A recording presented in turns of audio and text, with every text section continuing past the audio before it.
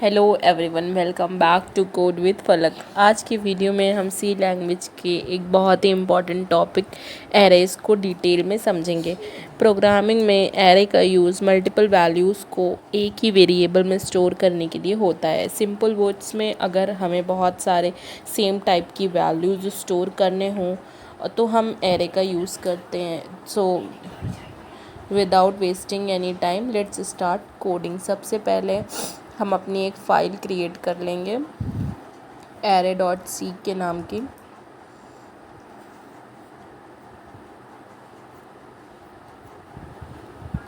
हमने अपनी file create कर ली है।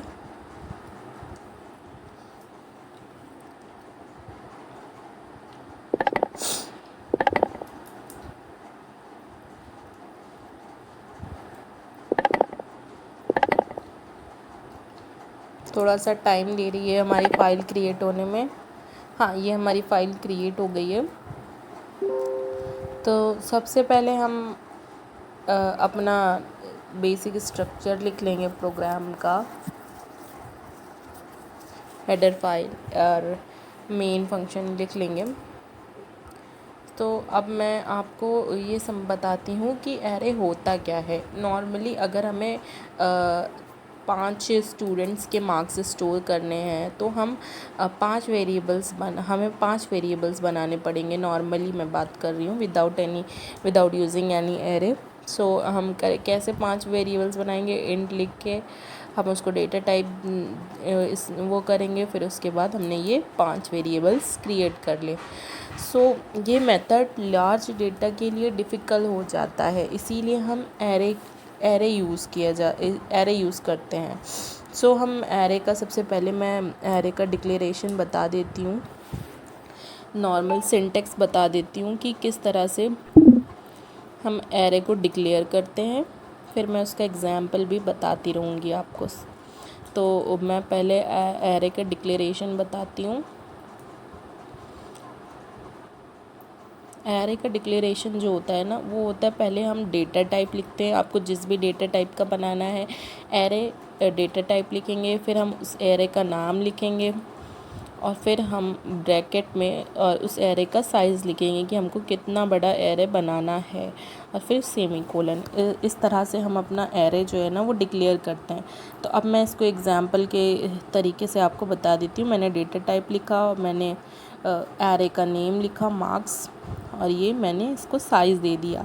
सो जो यहाँ पे जो इंट है वो हमारा डेटा टाइप है, और जो मार्क्स है वो हमारा एरे का नेम है, और जो ब्रैकेट में 5 लिखा हुआ है ना वो साइज़ ऑफ एरे है। ये एरे 5 इंटीजर वैल्यू स्टोर कर सकता है। सो अब इसके बाद बात आती है इनिशियलाइजेशन की, कि हम एरे को इनिशियलाइज़ कैसे करते हैं हम। तो अब हम एरे को इनिशियलाइज़ करके दिखाते हैं आपको। नॉर्मली जैसे हमने लिखा था, ऊपर डिक्लेयर करा था, वैसे ही करेंगे। इंट, फिर मार्क्स, देन हम साइज़ देंगे, फिर हम इसी के आगे ही इक्वल लगा के कर्ली ब्रेसेस के अंदर अपने 5 एलिमेंट्स को लिख देंगे। सो ये हमारा एरे जो है वो इनिशियलाइज़ हो गया। तो अब मैं इसके बाद आपको एरे को एक्सेस करने का तरीका बताती हूँ। हम हमेशा एरे को इंडेक्स नंबर से एक्सेस करते हैं, और हमारा जो एरे होता है वो उसकी इंडेक्सिंग 0 से स्टार्ट होती है। जो हमारा फर्स्ट वेरिएबल है 5, वो 0 होगा, उसकी इंडेक्स वैल्यू 0 होगी। जो 10 है उसकी इंडेक्स वैल्यू 1 होगी। जो 15 है उसकी इंडेक्स वैल्यू 3 होगी, और जो 20 है 4, और 25 की 4 होगी। सो मैं इसको पहले आपको प्रिंट करा के दिखा देती हूँ कि ये प्रिंट कैसे होता है। %d नॉर्मली लगा के, और हम लिखेंगे भी तो इंडेक्स वैल्यू से ही लिखेंगे, मार्क्स लिख के, और इंडेक्स वैल्यू अपनी ब्रैकेट में लिख देंगे। मैं यहाँ पे आपको इंडेक्स वैल्यू लिख के दिखा देती हूँ कि किस तरह से लिखती हैं। जैसे नॉर्मली मैंने लिखा हुआ है ना मार्क्स, उसकी वैल्यूज़ है 5, 10, 15, 20, 25।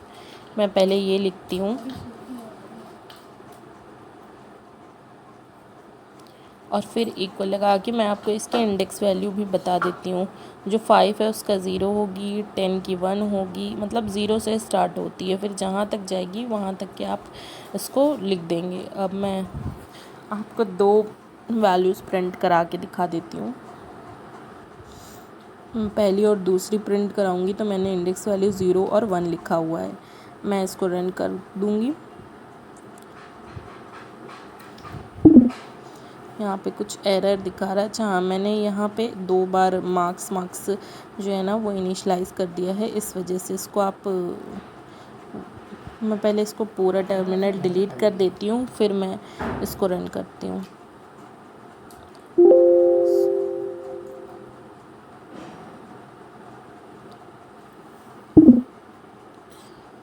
अभी भी नहीं हुआ, 1 सेकेंड मुझे कुछ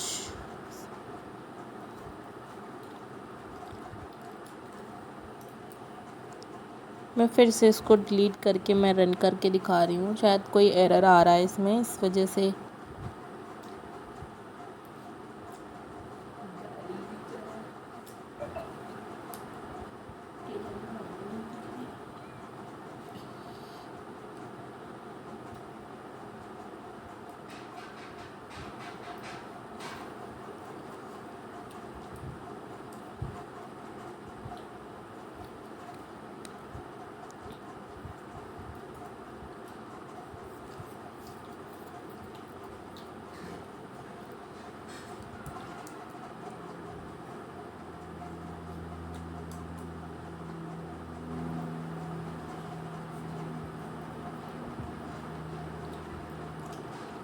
हाँ, तो ये देखिए, ये हमारा प्रिंट हो गई वैल्यू।